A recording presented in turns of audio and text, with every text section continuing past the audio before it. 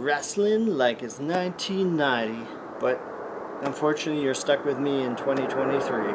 So, associated wrestling game that mimics the classic games that maybe you grew up with, the N64 grapple games by Asmic that were brought over from Japan, or maybe you went back further and you grew up with the ones that I grew up with, like the arcade wrestling 1980s WWF games, or the PlayStation 1 games. So this tries to be like that, minus like a license, for the late 1980s and early 1990s.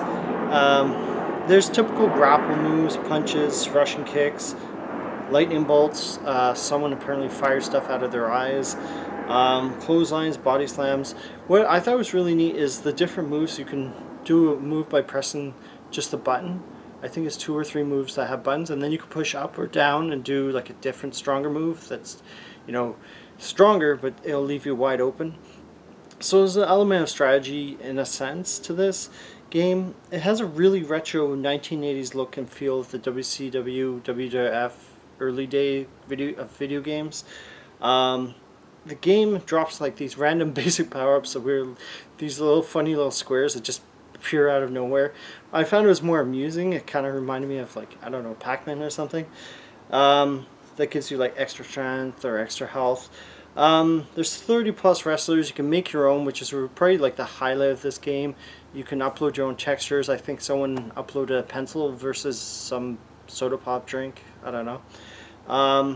So there's a lot of modes: 1 versus 1, 3 versus 1, 4 on against 4 to 10 person elimination matches. Yeah, 4-way matches. That's it. 3-way matches. Battle Royale. There's even the wrestling lab that I was just talking about. You can make your own wrestlers. Arenas where your textures, face mapping, rearrange move sets and accessories. So it's a fun time filler. That's what it feels like to me. Downside is, like, I feel like the wrestling moves are kind of like stiff or clunky. Although that could be intentional. I think a lot of those games used to be like that too. There's no like visible physical statistics for each of the wrestlers, so you don't know.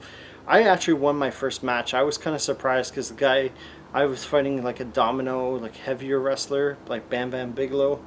The biggest appeal for this game is for like the casual crowd. Someone just wants to button mash, I feel.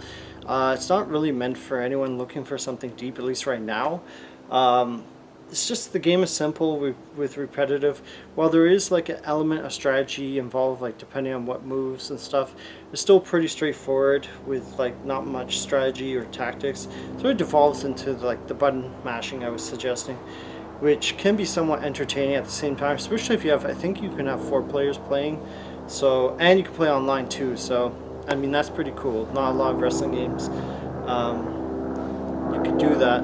So there's no single player mode or story and progression system. So I feel like if a sequel ever happens, set interests and themes would really help the game have a lengthy lifestyle, longevity. So it's only $17.49 for action arcade wrestling. So if you're looking for a non-WWE game, this seems to be the only viable contender and only one option for classic wrestlers. So it's a solid $10 if you're a casual wrestling fan. So keep on gaming and keep on wrestling.